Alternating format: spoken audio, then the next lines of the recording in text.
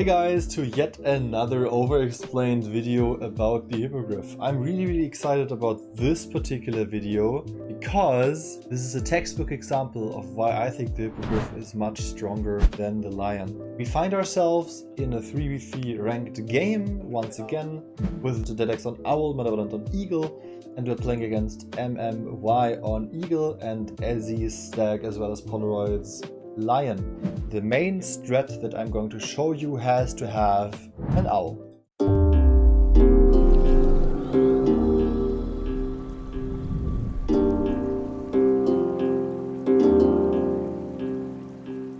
If we start the game, I'm once again starting with a tavern as well as a hounds because... as well as a house, not a hounds.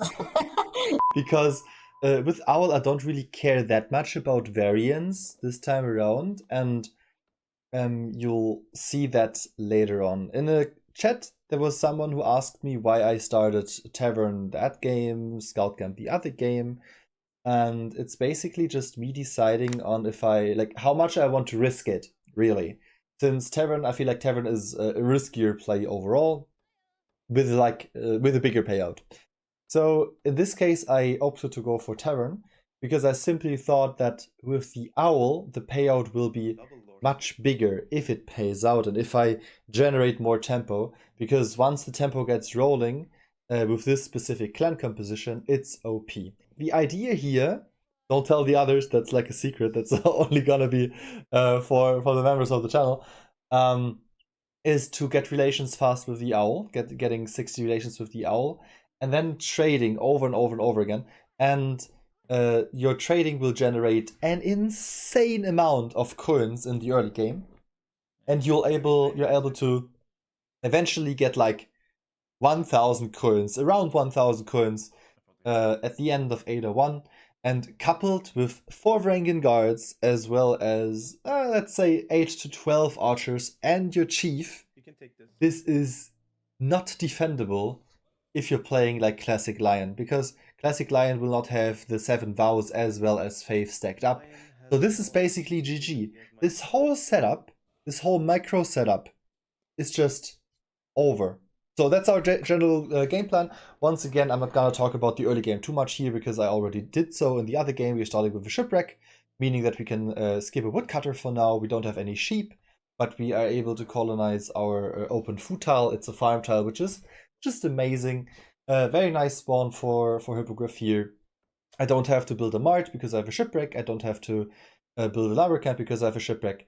It's just very nice, and since I have a shipwreck as well, I can most likely just go for sharp axes here instead of kindling spark to just generate more wood with the woodcutter. So one thing to notice is I have another shipwreck that is blocked on the iron tile, and that would generate me more tempo. I don't honestly quite remember if I let the eagle have that instead, but yeah, interestingly enough, I went for kindling spark instead of sharp axes. Maybe because, oh yeah, okay, I understand the reasoning. The reasoning there was because I wanted to ignite faster because I had more spare wood because of the shipwreck.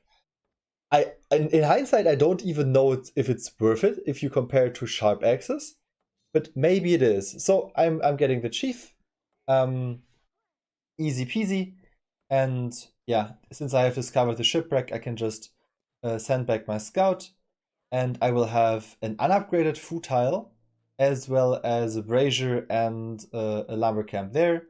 Hopefully I'm gonna start mining stone, as the game just completely lags out. And I'm panicking. I'm like, what's going on? Can you pause, please? And yeah, in this case I should mine stone very fast as I can in order to upgrade my food building here.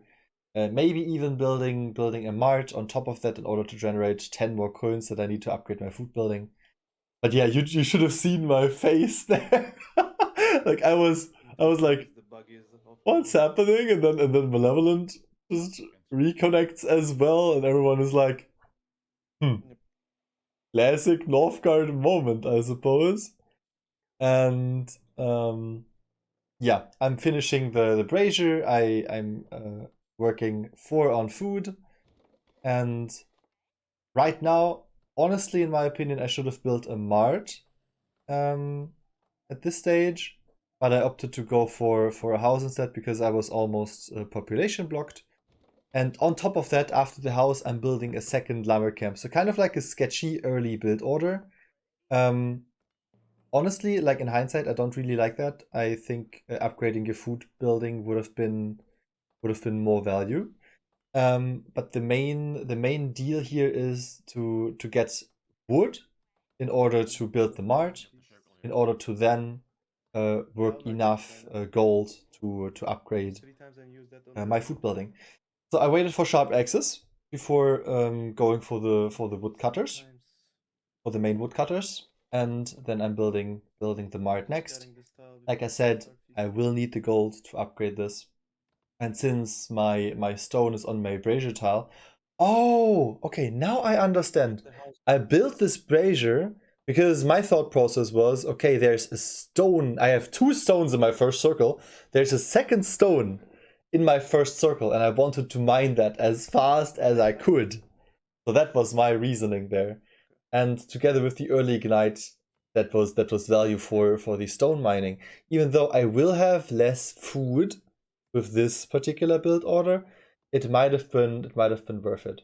Yeah, one thing to note here, since I need like 100 wood on top of 50 coins and I lacked the wood here, I opted to switch my food workers to work like 3 on wood on the brazier tile right here. And yeah, I will be able to upgrade my food building in August. I have my first brazier tile as well. And yeah, with this my eco setup is basically done, and everything is great now. I have my mart on my main, I have my tavern on my main, a third woodcutter on top of that, and I will be able to have a monastery as well. So since my lore stone is on coast and it's like the shipwreck tile, this is the tile that I want to take next, because that's the tile that I want to build my monastery on. And in order to build my monastery on this, I need to work my merchants as well, because I will need 50 coins. If I don't work my merchants, I could also just discover the shipwreck. These are like the 2 possibilities, but it's very important to have, again, I'm repeating myself, I know, but to have 4 units in all tiles for the prosperity bonus. So yeah, with the fox attack, I will be able to grab my 50 military XP, which is nice, and that will unlock my legions.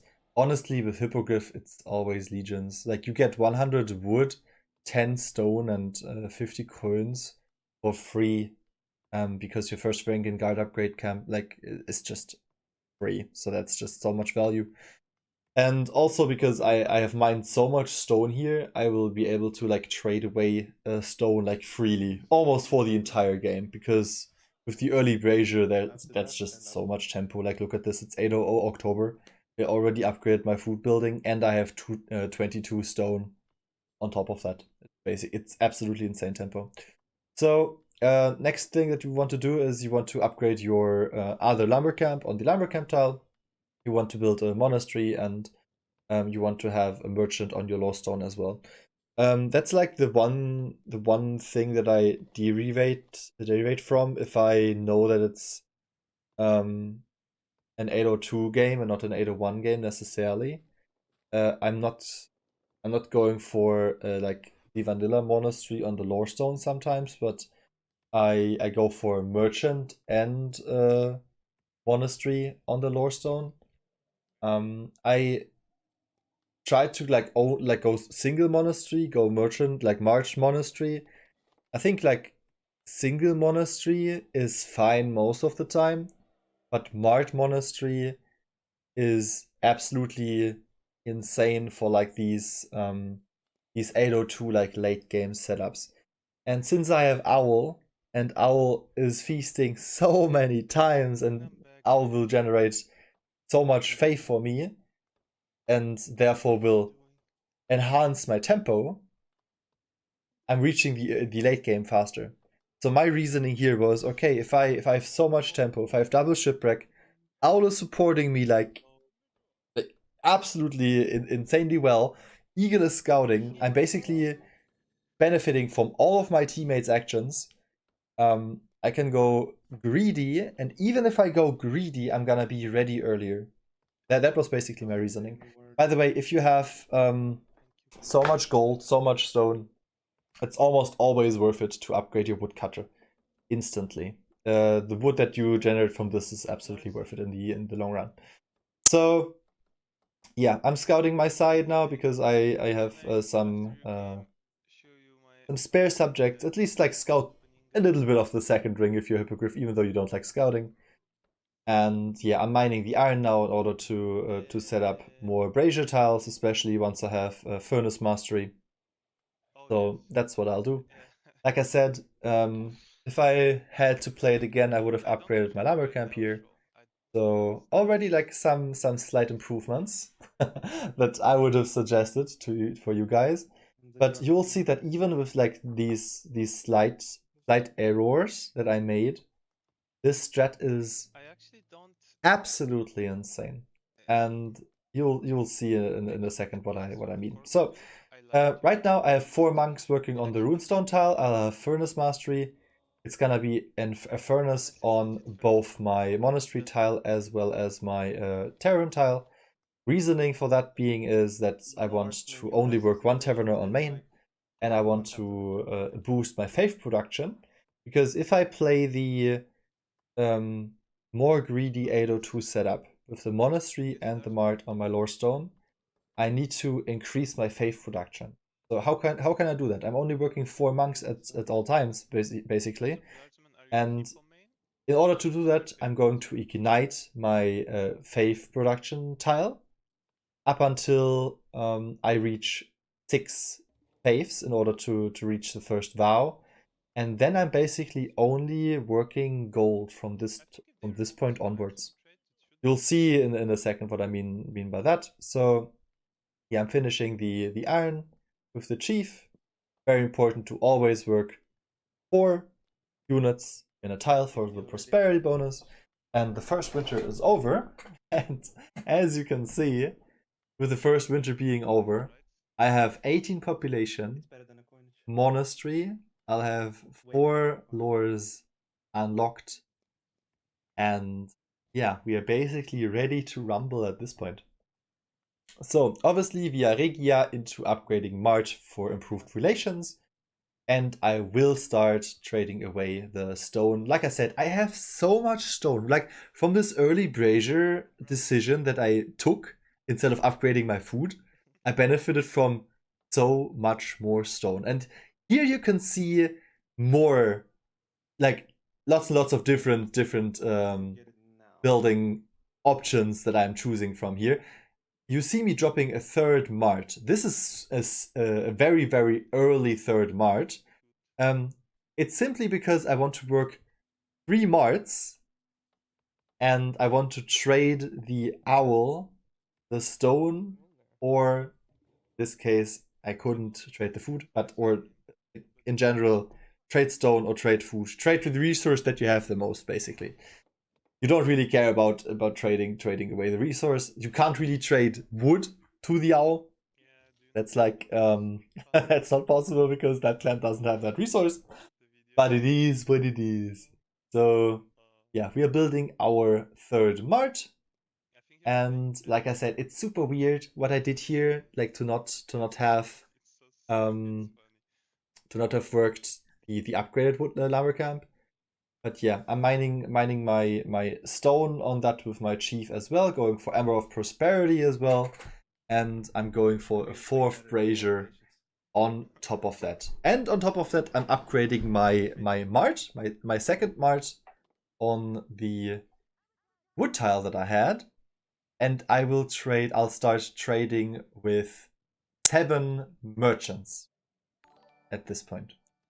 So yeah, seven merchants working, and with 7 merchants and not even like giga relations, I'm producing plus 36 coins in 801 April.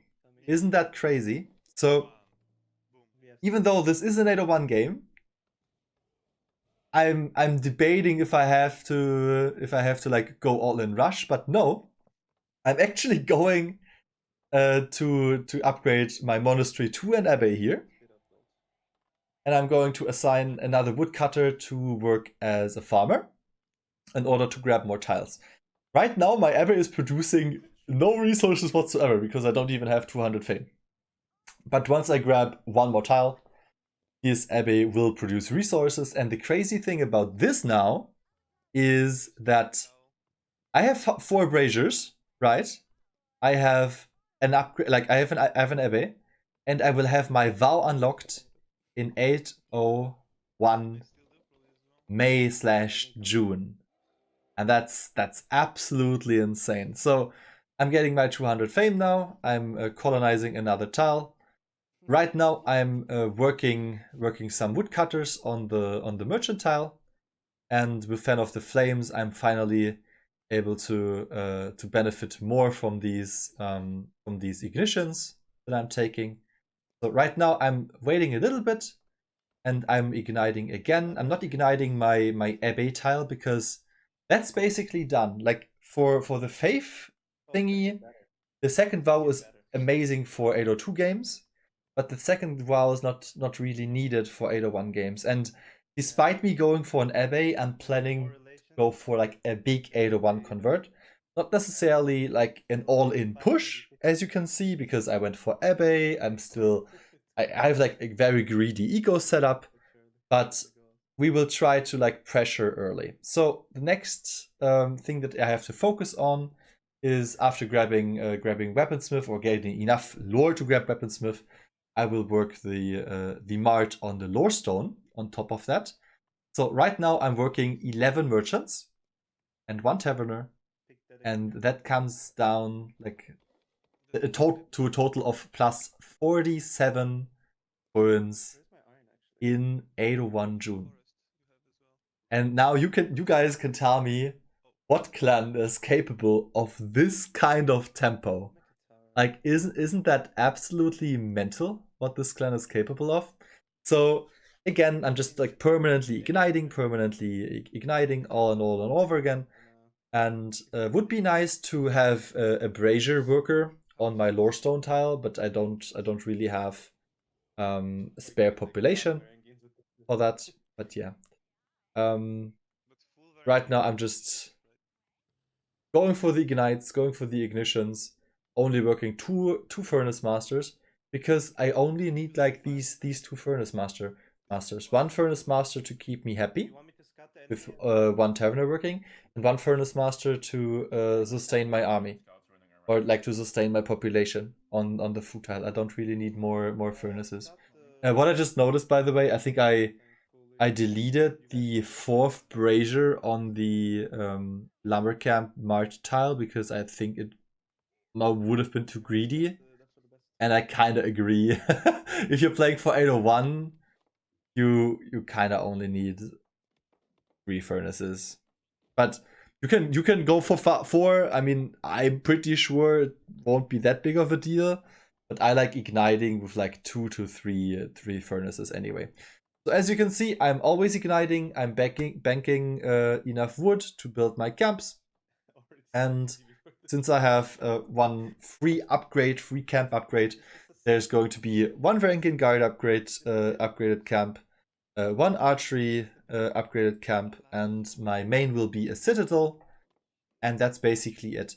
For the rush, this time around I only opted to forge I think the armor break for my archers, but it would have been nice to have the Hauberg forge on top of the armor break of my archers for the Varangian guards to have like a tanky unit. But the most important thing is that you have to have units that deal lots of damage. To be fair, if I had to like redo what I did here, I would mine 5 more iron, and I would double forge myself. So I would not only go for the armor break, but I would go for the Hauberg for the Varangian guards as well.